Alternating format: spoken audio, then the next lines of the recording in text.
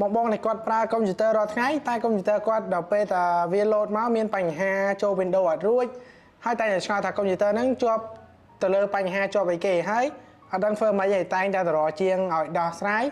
ហើយតែជាងនឹងអស់លុយឯមែនទេអញ្ចឹង complete មើលវីដេអូនេះទាំងអស់គ្នាគឺខ្ញុំមកដោះស្រាយបងប្អូនដែលគាត់ប្រើកុំព្យូទ័រប្រភេទ brand Lenovo ហើយវាចូល Windows អត់រួចវា load មកបែបនេះអញ្ចឹង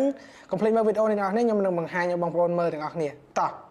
ពេលដែលបងប្អូនចុចបើកវាទៅវា load មកបែបនេះនេះគេដើរនេះបងប្អូនឃើញទេអាហ្នឹងគេឲ្យយើងចុចជាមួយនឹង S1 មកចុច S1 មកនៅកំពុងតែចូលទៅហើយបងប្អូន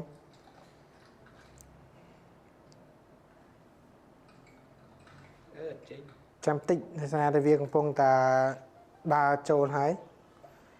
នេះវា load មកបែបនេះហើយបងប្អូនអត់ទាន់ចេះចូលទៅក្នុង Windows របស់បងប្អូនវិញហ្នឹងគឺវាមកពីបញ្ហាទៅលើថ្មបងប្អូនដែលគាត់ប្រើឲ្យ load ទៅគឺបែបវា load មកបែបហ្នឹងហើយអត់ទាន់ចូល Windows ឯអ្នកដែលគាត់ប្រើ Lenovo អញ្ចឹងយើងចុចកន្លែងនេះមកនេះកន្លែងម៉ោងហ្នឹងមកហើយបងប្អូនគ្រាន់តែចូលទៅកែកន្លែងនេះគេដាក់អានេះ2001ហ្នឹងគឺខុសឆ្នាំអញ្ចឹងវាអត់ចូលទេអញ្ចឹងបងប្អូនគ្រាន់តែកែឆ្នាំវាមកដល់ឥឡូវឆ្នាំ2026អញ្ចឹងបងប្អូនគ្រាន់តែដាក់ឆ្នាំ2026 load មក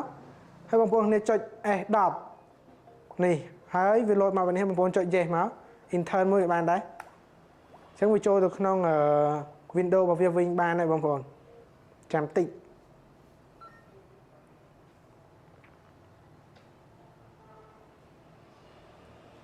នេះវាកំពុងតែដំណើរការចូលហើយ